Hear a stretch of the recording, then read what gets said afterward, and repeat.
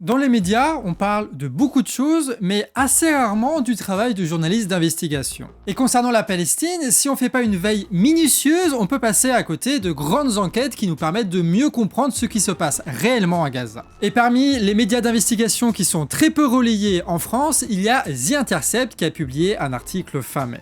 Aujourd'hui, au Canard Réfractaire, on va voir comment l'armée israélienne capture, emprisonne et torture des centaines de soignants à Gaza.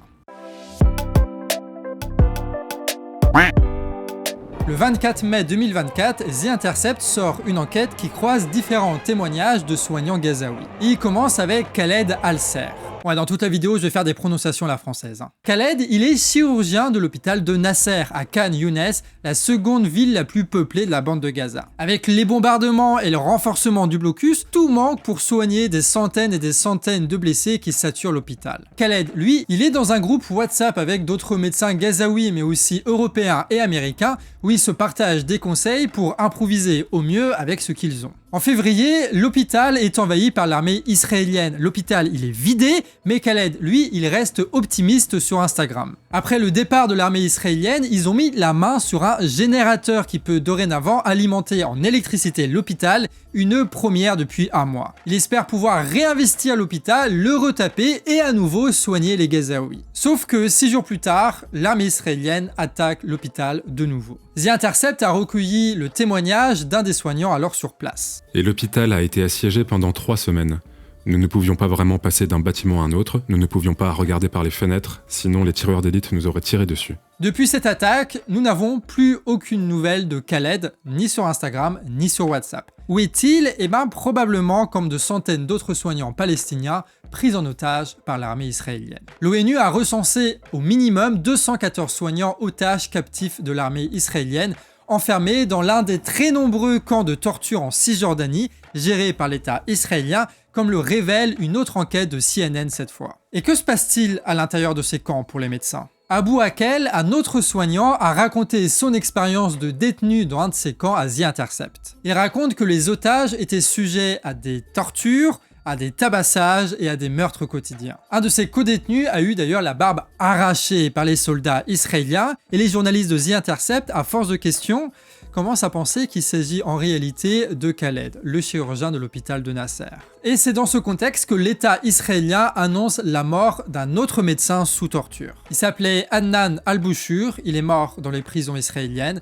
C'était un chirurgien renommé à la tête du département orthopédique de l'hôpital d'Al-Shifa. C'est lui qui s'occupait des problèmes d'os, de malformations, d'articulation et de chirurgie des membres. Donc l'armée israélienne n'a jamais trouvé les fameux QG du Hamas qu'elle avait juré se trouver sous l'hôpital, mais par contre, ils ont bien trouvé, torturé et assassiné les médecins qui s'y trouvaient. Aujourd'hui, au minimum, 500 soignants recensés ont été assassinés par l'armée israélienne depuis le 7 octobre. Pour la suite de la vidéo, on va parler d'un autre témoignage, celui d'Amouda. C'est un autre chirurgien, mais cette fois de l'hôpital Kamal Adwan au nord de Gaza. Et Amouda, il a une particularité, il est à la fois médecin à l'hôpital, mais aussi patient de l'hôpital, sous traitement après un bombardement de sa maison qui a tué sa femme, sa fille, son père et un de ses frères. Sauf que l'armée israélienne demande l'évacuation de l'hôpital Kamal Adwan. Les soignants avaient été informés qu'ils pourraient partir dans un autre hôpital de la bande de Gaza, sauf qu'en réalité, non.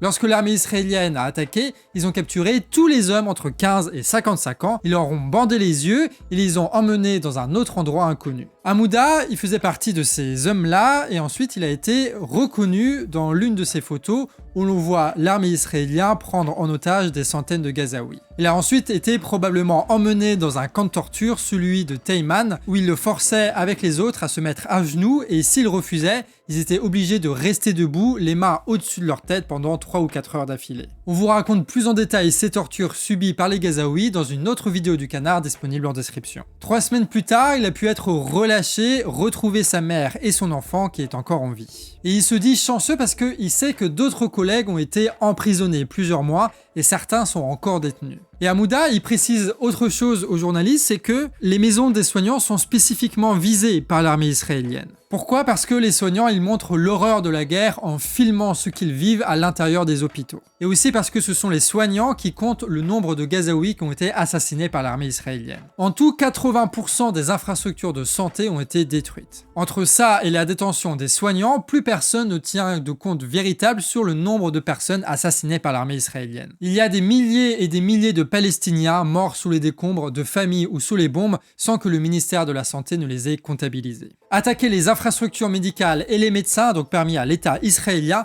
de bloquer ce décompte de morts et à Netanyahou d'arriver sur LCI en disant qu'il n'y avait au fond pas tant de morts civiles que ça. Bref, plus on s'intéresse à cette histoire, plus on se rend compte que c'est sale, vraiment sale, et encore, on ne sait pas tout. Mais ce travail des journalistes de The Intercept permet au moins d'humaniser les chiffres. Voilà les histoires qui se cachent derrière les plus de 200 soignants palestiniens un minimum enfermés dans les camps de torture israéliens. Grâce au travail des journalistes, on sait et on connaît la réalité de ce qui se passe à Gaza. Voici donc ce que soutient Emmanuel Macron lorsqu'il ne sanctionne pas l'État israélien. Voici ce que défend Bouygues lorsqu'il invite Netanyahou sur LCI. Et voici ce que perpétuent les propagandistes de guerre lorsqu'ils répètent le discours officiel de l'État israélien. Et voici ce à quoi nous on veut mettre fin par nos actions, par nos boycotts, par nos manifestations. Voilà pourquoi on se mobilise, pourquoi on partage le contenu et pourquoi on convainc autour de nous sur ce qui se passe en Palestine. Cette réalité-là dévoilée par les enquêtes de journalistes nous pousse à nous positionner pour montrer au monde entier que nous, le peuple français,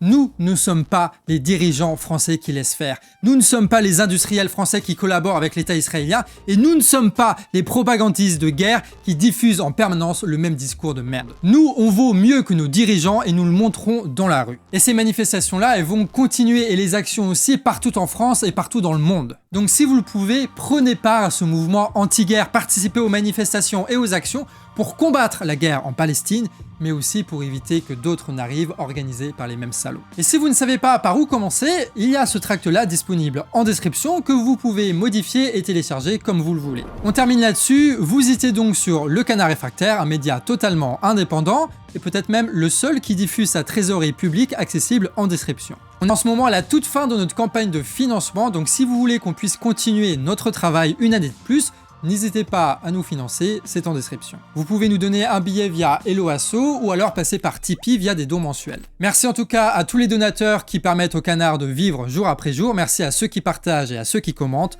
Force à vous et à la prochaine.